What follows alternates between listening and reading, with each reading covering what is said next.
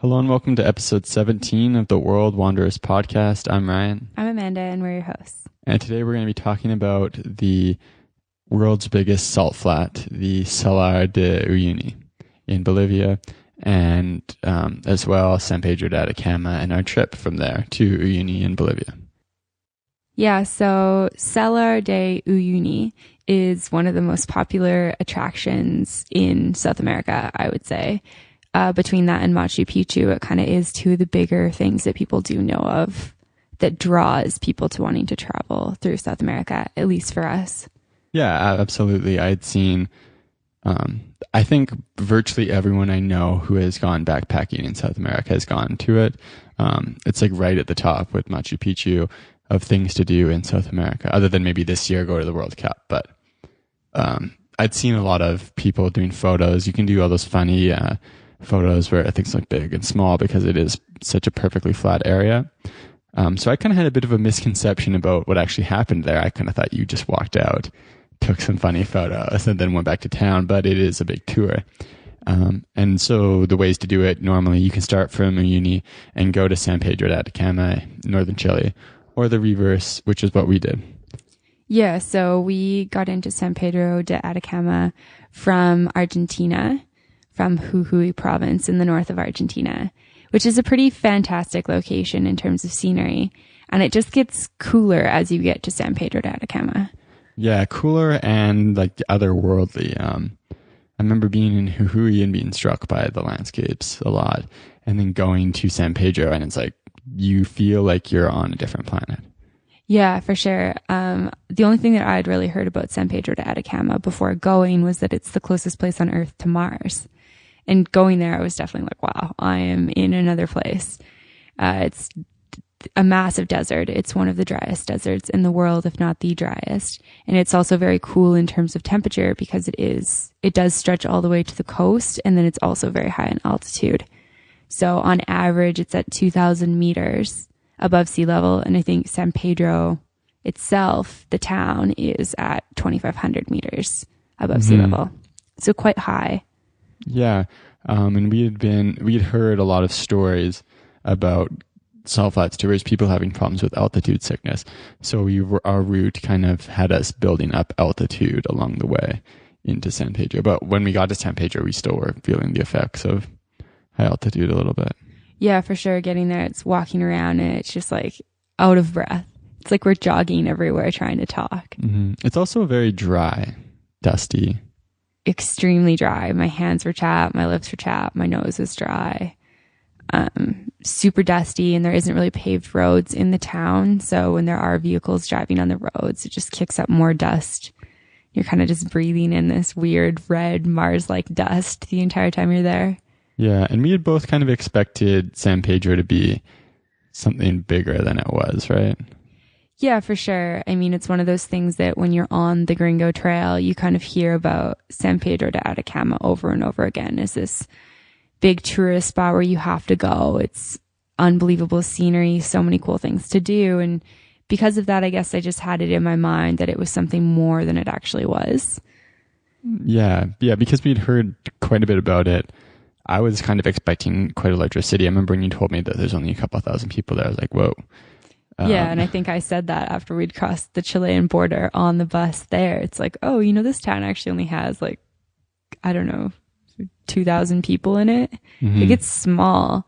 I think there's only 2 or 3 actual paved roads. And I mean, it makes sense. Like, it's in the middle of the desert. So now that tourism's getting more popular, I think it's growing quite a bit, but there's really doesn't seem to be much there other than tourism and a bit of scientific stuff going on. Yeah, and I think that's originally what kind of brought international people to San Pedro de Atacama. Was the scientific stuff? Yeah, there's a star viewing station. Observatory? Yeah, planetarium. I don't think a planetarium. I think that's one like you go play it. I know that you can go on a tour where you can actually see Saturn because they've got such a big, intense telescope. Yeah, I think what it is that separates it there is that very high. Yeah. That helps, I believe, with like telescope and viewing the stars and stuff. I'm clearly not an expert. And then like it's so dry that there's not much cloud cover. So you can get like even just in the town, you'd look up and it's just amazing, the view of the stars. Yeah. And during the day too, it's cool because it's got the biggest, bluest sky I've ever seen. I took a photo and it's just like pure blue. Yeah, the sky is like, it's high definition blue. It's so cool. Like, and in contrast against like really red, dusty earth. It's pretty cool. Yeah. And dusty red earth and dusty red mountains. Like it's very mountainous around. But mountains, I don't even know how to describe them. It's like if you just drew mountains and colored them in red. Like it's not like the Rocky Mountains. It's not like the Swiss Alps. It's completely different. I'm not sure I know what you mean. Okay. Well, we'll post some photos and then maybe if anybody has a good description for what I'm trying to describe, maybe just post a comment because it's cool. I don't have words to describe it. Yeah. And it is there, and going into Bolivia and even northern Argentina are just brilliant places to take photos. We're not big photographers, either of us, but if you were, it'd be an amazing place to be. Oh, for sure. And so one of the things with San Pedro is that, you know, in the town itself, there's not really that much to do. It really is about going there for the landscapes. And in terms of that, there's a ton of different options in what you can see and do. Wouldn't you say? Mm-hmm. Yeah, that's really, you show up, you book tours, you book the tour to Uyuni, and then you carry anyway. Or in reverse, you show up from Uyuni, book some tours, and then book a bus to somewhere else. Yeah, so you can go to some altiplane lakes, which are really, really flat lakes that are pretty shallow. They get really good reflections on them. You can go to sandboarding on the sand dunes. You can go see the stars at night. You can go to some really cool geysers, or apparently they're cool. We didn't go. And then go in these sort of steam baths. You can go to Laguna Sejar, which is 7 times as salty as the ocean, which we went to. And I went in with the intention of not getting my hair wet. And it was not difficult to not get my hair wet. I just like went in body first and just bobbed. It was so cool. Yeah, it's kind of like you're bobbing like a cork in water or something. Yeah. And then you come off and it's pretty sunny and just like all this salt is caked on your skin. It was gross, but definitely a cool experience. Yeah. So in a lot of these things, like they kind of, the hostels and tour agencies try to sell you on tours, but I think a lot of them you could do yourself if you had a rental car and like even on bikes, but bikes would get kind of annoying because it does get windy and dusty. So yeah, we did day tours, and then other than that, tried to figure out how to book our tour to Uyuni, and that's something we had heard a lot about going into San Pedro, was that don't believe anything any tour guide tells you, and we had firsthand experience with that. Yeah, and so a little bit more on sort of the things that we heard before booking was, you know, drivers will be drunk. People have had to drive the Jeeps because the driver is still sleeping and they needed to go. Jeeps rolling, Jeeps breaking down in the middle of nowhere and having nothing to do. Like people getting sick in terms of food and altitude. Like we heard absolute horror stories. And so I went online and kind of was reading all these travel blogs, and you hear good and bad, and there's all these companies. Like there must be 100 different companies. I don't think it's that many. Okay. It feels like that many because the choices are so overwhelming. But it's choice it's choice without choice in a way, right? Like it seems like all the companies do exactly the same thing. And the problem is, what we had heard is that you book with one company and you show up with a different company, and then you cross your border and with your third company. So companies will try to sell you on stuff, but there's really no guarantee that the company you buy from is the company you're going to end up with. So we went to our hostel guy, and he's like, oh yeah, we sell tours for this company. If this company doesn't have a Jeep going that day, we'll send you with this company. We looked them both up. They both seem good. It's hard to find a ton of good reviews on it. We show up day of, we're in a van for a totally different company he didn't mention at all. And that's par for the course, and it's really frustrating.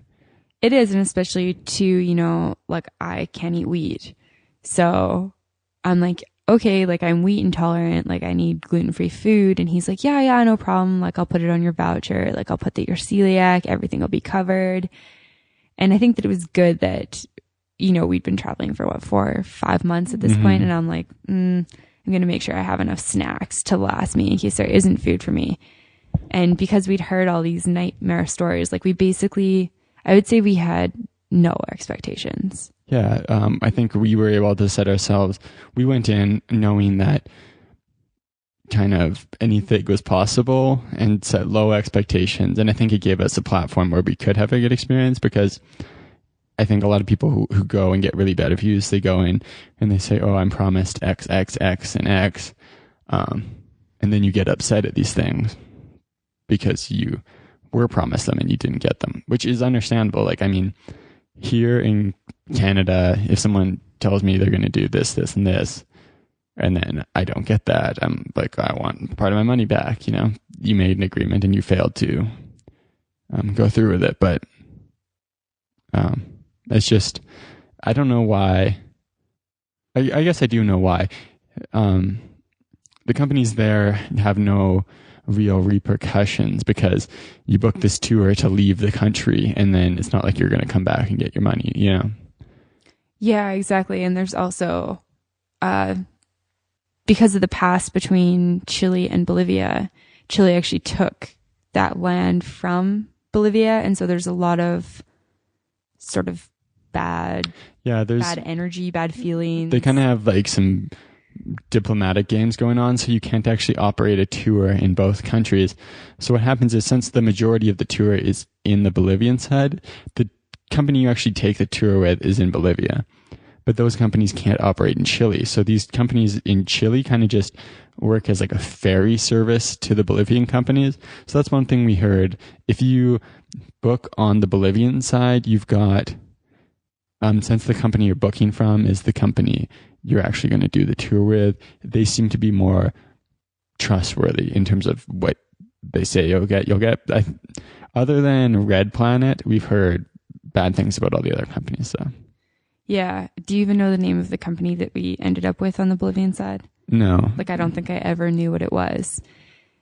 Basically, our day of looked like a van picked us up. We did exit immigration in San Pedro de Atacama for Chile.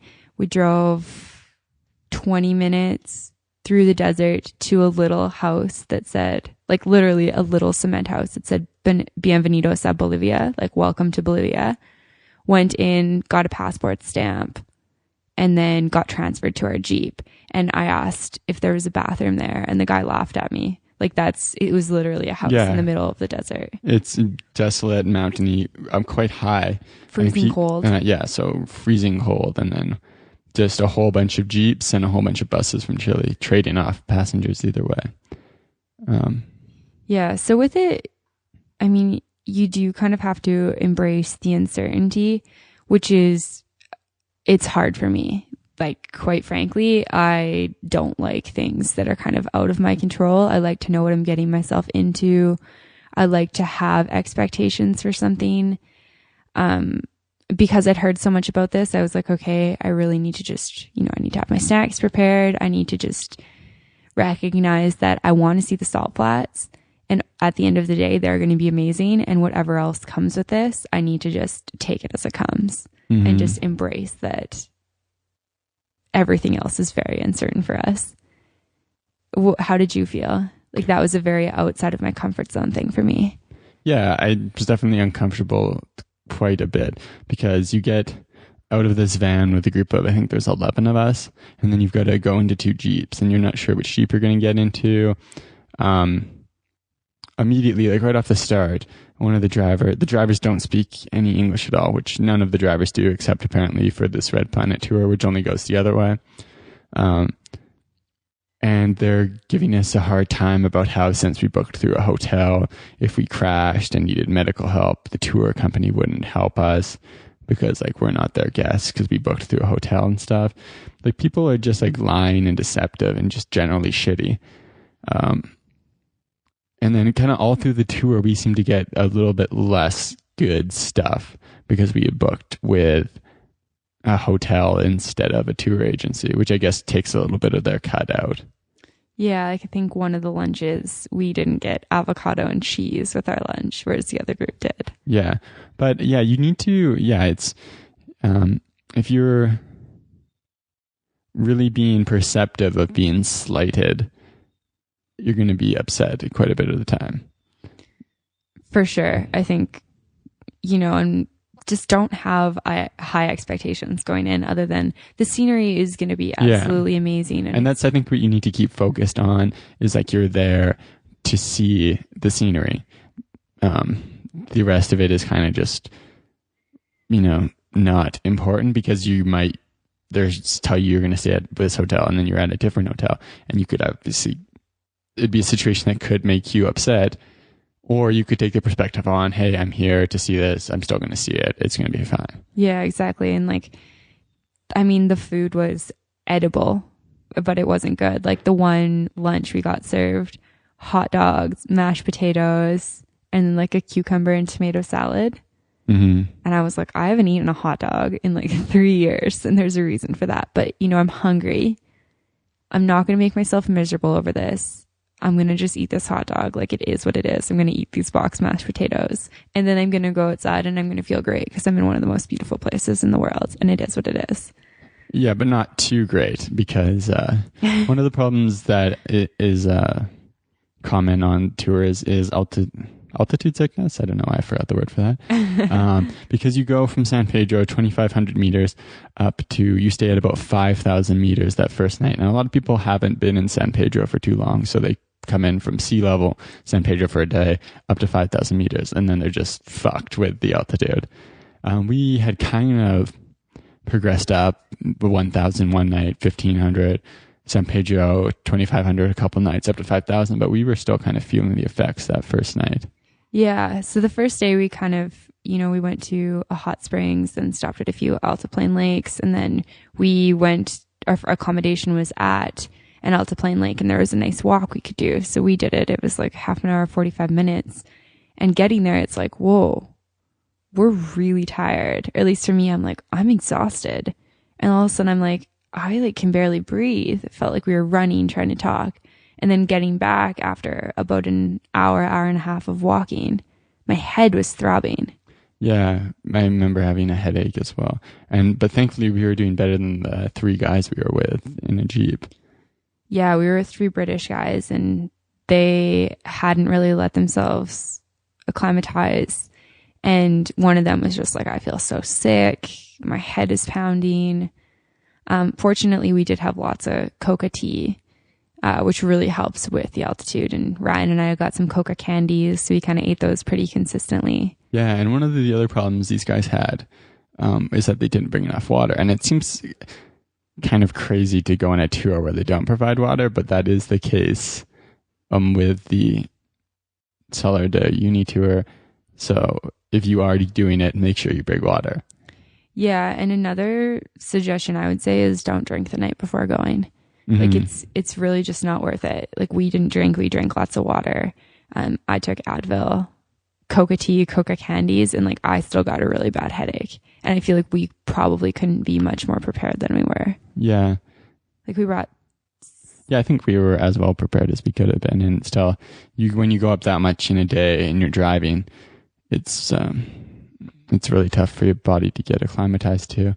And one of the problems I had at other points was I've kind of been quite an anxious person at times. So anything I can kind of get afraid about, I'd get afraid about. So I was kind of panicking at points about having altitude sickness and about, this pressure in my head. Am I going to be okay? But thankfully it didn't go too far. And so do you have any ways that you try to deal with that anxiety? You get it in your head, I have a headache, maybe my brain's going to explode. How do you get yourself from being that anxious or get yourself down from that anxiety? I think the only thing is kind of just build faith in yourself through previous experiences. And then over time you just know I'm going to be all right. It's not. And so you just knew that you were going to be fine in terms of the salt flats? No, I'm just trying to know I'm going to be fine. Yeah. Yeah, no, I was just curious because I think that there's a lot of people who deal with that type of anxiety. Like, oh, my head's hurting, like something's wrong with me. Like, oh, I'm feeling sick, like something is going on in my body. Mm-hmm. And with the altitude, you kind of just have to just let your body go through that because you are so high. There's not really much you can do other than just drink water and be patient with yourself and not overdo it.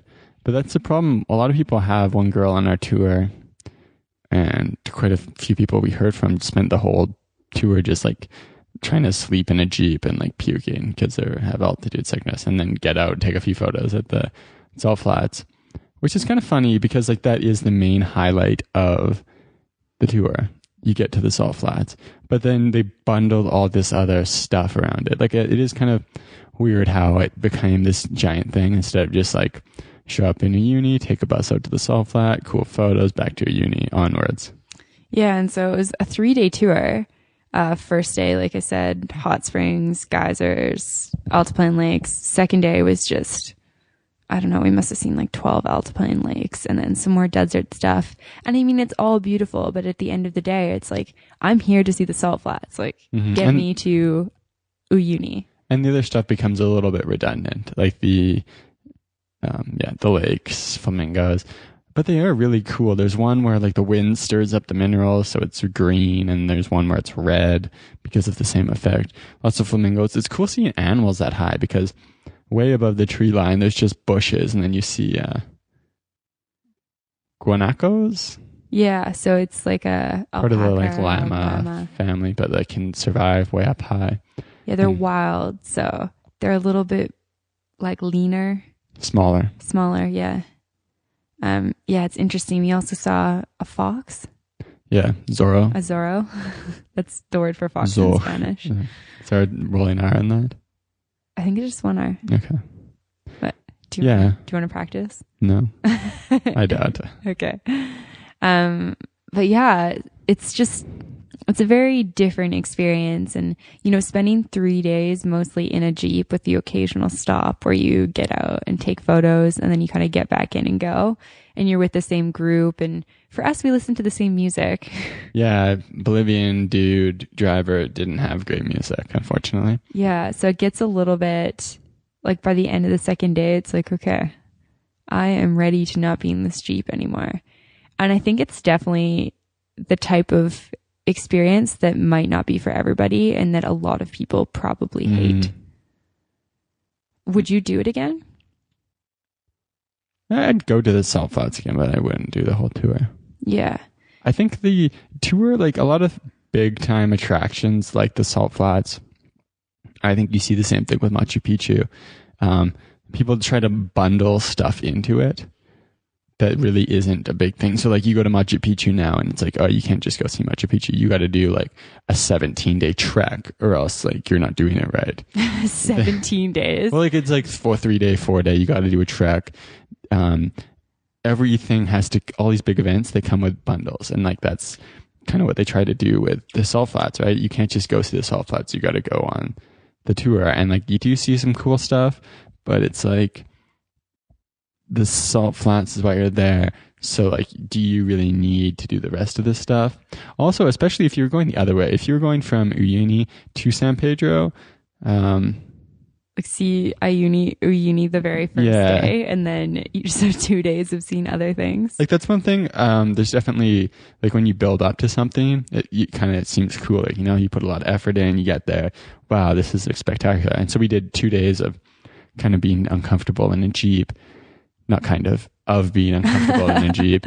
And then you get to day at the salt flats. You go out to, there's this island in the middle of the salt flats and you watch the sunrise and it's just spectacular. And it's a cactus island. It's not just any island. It's like, it looks like it's made out of coral, which it may well be because the salt flats dates back to many different prehistoric lakes being there. Saltwater lakes, obviously. And there's cacti growing on it. And it's so cool. Yeah, so you have all this build up and then that was a spectacular last day.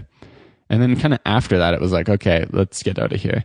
But to go the other way of salt flats day 1 and then 2 days of other stuff, I don't know. Bit much. So getting to our last day where we actually saw Salar de Uyuni, it's 12,000 square kilometers, the biggest salt flats in the world. And it's throughout the entire thing, it doesn't vary in altitude more than 1 meter. So it is very, very flat. And so we got to think about an hour to take our perception photos. And it, So what are perception photos? Perception photos are, you can take either like items. So for example, I had a wine bottle with me. So we set up the wine bottle right in front of Ryan. He lied on the salt. And then I went and stood like 10 feet back. And then I looked tiny compared to the wine bottle.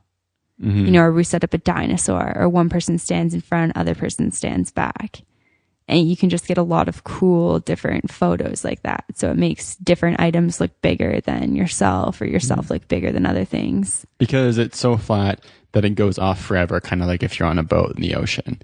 You can't see the horizon because there's nothing there. So then if you stand a little bit away, it makes it hard in a photo to see, because you use those landmarks in the background to kind of set a perspective between where the front thing is, where the back thing is, and you lose that because it's flat for the most part. I would say before seeing the photos, I kind of pictured it would be like all directions, nothing. It's really not like that. There's quite a few things. There's only quite a few spots where you get that look where there's nothing as far as you can see. Yeah, there's some mountains in different areas. And then the other thing, I figured it would be easier to take those photos than it was. It wasn't hard, but it did take some practice. And you have to lie down on the salt, which is kind of uncomfortable. Well, it's salt. It's hard. It's pointy. But yeah, no, it's definitely, and it's hard to, with my camera focuses in on one point and then it makes the other stuff blurry. And it's like, stop doing this. You're ruining my perspective shots. Yeah. Autofocus. Damn autofocus on my point and shoot camera.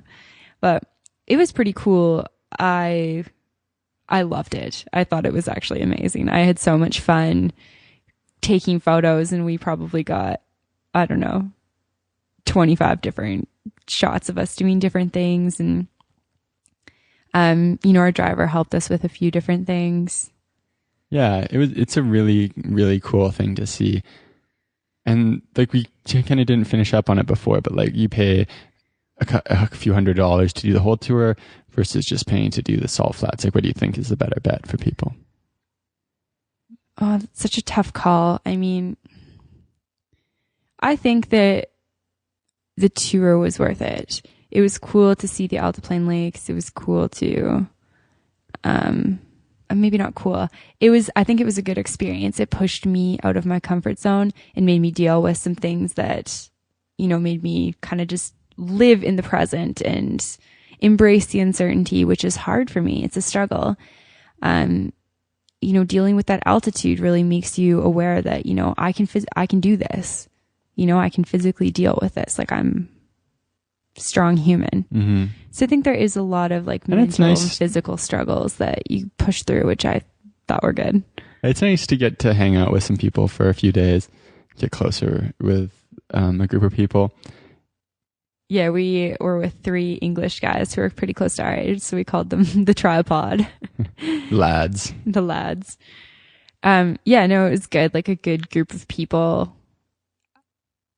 In saying that, you could probably get stuck with a group of people where you're ready to rip somebody's hair out and you're like, I don't really want to be crammed in this tiny Jeep with your stuff all over the place with you anymore.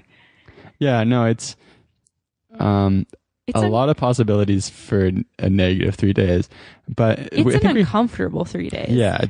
So they would take 4 runners and then they slap a seat into what essentially, I guess you'd refer to as the trunk. I guess it's not a trunk on an SUV, but like the cargo area of a 4Runner now has like an extra seat back there. So your feet have to sit at the same level as your butt. And there's no leg room. So it's like really uncomfortable. Yeah. And then they stick all the stuff on top wrapped in a bag.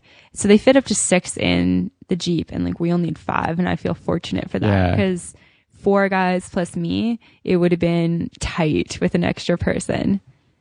Yeah. It would not have been cool. One thing though that was good with our tour is our driver owned his Jeep. And so he really did take care of his Jeep, and he was a really good driver. Only drank once that we could see. Yeah. Yeah. It's interesting though, because, you have to take a tour to see the salt flats. Like, there's no signs anywhere. You can't rent vehicles and go. It's a national park, so you can't just enter it. So they really have the tourism controlled there. Like, if you want to see the salt flats, you have to pay for a tour. Well, I remember being there and seeing people doing, like, on bikes. We also came across the people on motorbikes as well, but like actual pedal bikes biking the salt flat route. Like, and that's like these obscene. people are awesome, but that's crazy. Yeah. You can actually take like a vehicle though through it. Yeah, and I think so the vehicle's really highly controlled by the park, I guess, but Bolivia, it's another super corrupt government. So I think that's one of the things that prevents, like, there's a bunch of different companies, yes, but they can only really deal with these drivers. So they promise things, drivers don't live up to it. Like, you can't really fire that driver because you don't control those licenses. The drivers have them. So there's no real repercussions, I think. And I think you also need, you either need drivers with these Jeeps who have done it for a long, long time, or you need to be a company that has enough money to supply these Jeeps. And then even if you have the Jeeps and you hire a driver, you need a driver that knows where he's going, because there's literally no roads. The roads are kind of just like created in the dust by the Jeeps driving over them. It's very much like 4x4. There's no signs. Like, one thing that made me super uncomfortable is I'm really putting my life in the hands of this driver. Yeah, there's some points where it was a little scary, but not as bad as it seemed like a few other Jeeps were. Yeah, we'll talk about those in later. But it seems like you're just really like, yeah, you don't have much control. You're kind of just putting it up to fate that things will go well. And like can you imagine if the driver just dropped you in the middle and was like, ciao, chicos? Well, I don't think they would do that, but there's been like, we heard stories, cars break down, and there's nothing you can really do but sit there. And car crashes, I think, are quite common. Quite a few people have died.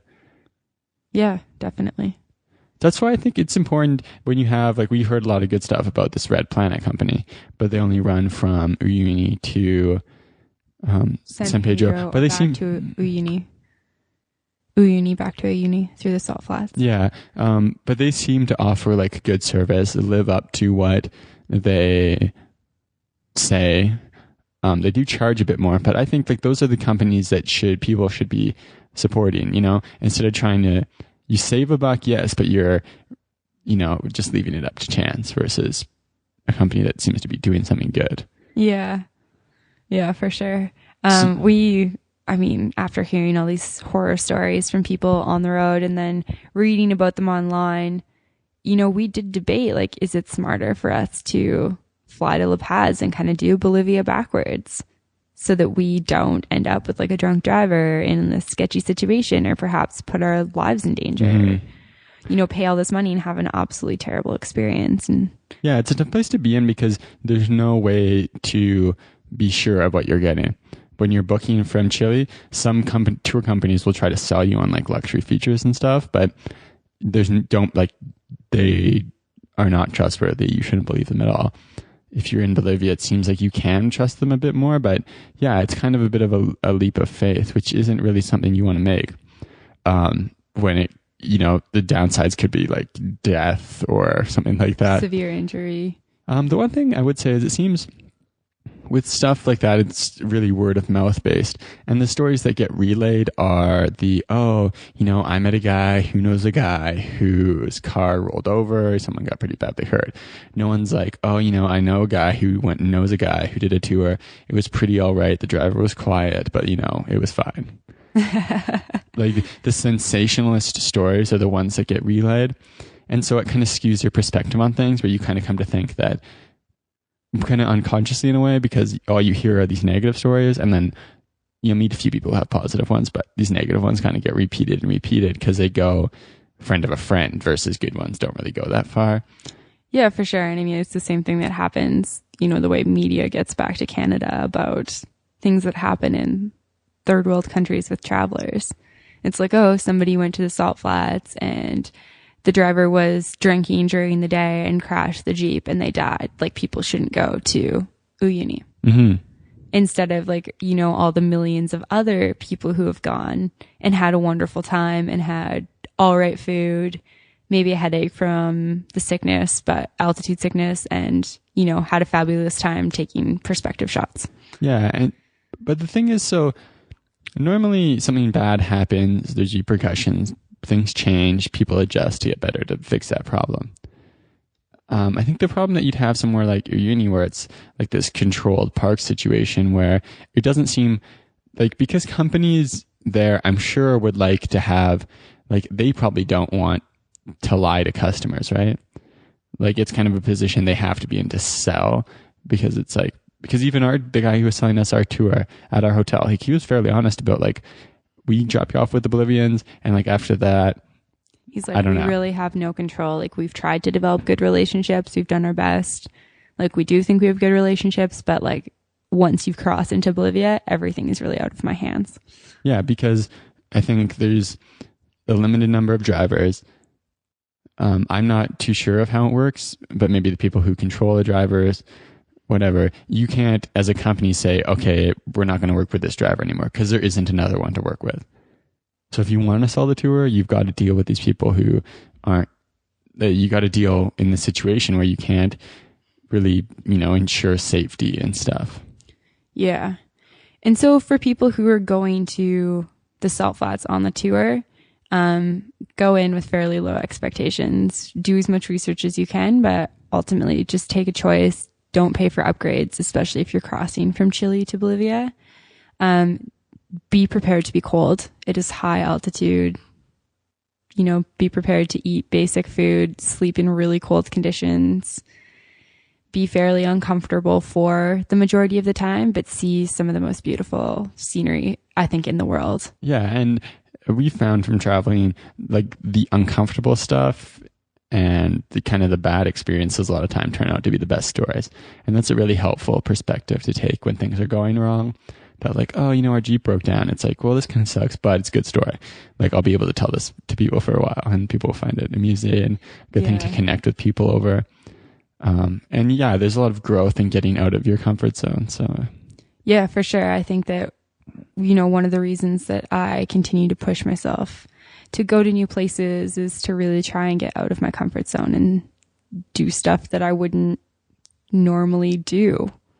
And the Salt Flats tour 100% was that. And I mean, reaching Uyuni, which is a pretty small, crappy Bolivian town. I remember we were driving into the Jeep to the last thing, which is the train graveyard, where I guess Bolivia is kind of going back in time almost, where like trains used to be there running stuff around, and now they've all fallen into disrepair. Anyways, it's I guess a different point, but we drive by Uyuni, you can see it, and then the one guy in our car is like, oh, how far away is Uyuni? And someone's like, that's Uyuni, and he's like, oh, shit. We're just like all awkwardly laughing, like, oh God, where are we going to be? And we looked up a place to eat all together, and we found a place called Minuteman Pizza, and we're like, hell yes, we're going to this place. And it's sort of just, when you push yourself so far out of your comfort zone for a few days, it's like you really crave something, you know. And I had gluten-free pasta. We had a salad bar that was cleaned properly, like the vegetables were washed properly. Some American guy. Yeah, some it's like American music, like sports stuff all over. It's like if you were dropped down in that restaurant, you would think you were in North America. Yeah, for sure. And it's just, it felt really good to get a taste of home after 3 days being so far out of anything that's like Canada. Yeah, it's such an awesome, like, beautiful thing where you can get, you know, this oasis of comfort in this, you know, crazy situation. It's not super crazy, but like, you're like, whoa, you know, this is kind of sketchy. I don't know. It's not sketchy, but like not very nice. And you go there's this awesome pizza place there. And it's like, wow, this is beautiful. Yeah. it was like the best meal we'd eaten for 4 days. And it was like, this is so awesome. This is so great. Like, why aren't we staying in Uyuni longer so we could eat at Minuteman Pizza more? Yeah, definitely recommend it. If you're in Uyuni, go to Minuteman Pizza. For sure. So you would recommend people to go San Pedro de Atacama, Salar de Uyuni? Don't hesitate. Yeah, I think so. I don't know. It's awesome. Yeah, I think just going to the Salt Flats would have been cool, but doing the whole thing was cool. If I was going the other way, if you're in Uyuni, I would suggest maybe just going there. If you're in San Pedro, yeah, I think go for it. Because I do think it would have been cool to go Uyuni, Salt Flats, and then continue from Uyuni to Sucre down into like the wine region of Bolivia, Argentina, and then back over to San Pedro. Yeah, for sure. That would be another cool route. Yeah. So I would definitely say, though, hit San Pedro de Atacama and Salar de Uyuni, however you choose to do it. If you feel really turned off and uncomfortable from everything we've just said about our Salt Flats tour, perhaps just doing a day to see the actual Salt Flats and then getting into the wine region of Bolivia, which we didn't see but heard absolutely amazing things about, over to northern Argentina and over to San Pedro. Yeah, and if you're looking to see a picture of me standing in a Pringles container, or Amanda doing yoga on top of a wine bottle, or me walking on Amanda's hair, and some other cool photos from our Salt Flats tour, we'll post a bunch on theworldwanderers.com in the show notes. Also a link to Minuteman Pizza, some other stuff we talked about. And if you have any comments or any ideas for things you want to hear us talk about in the future, please let us know on our website. Thanks for listening. Bye.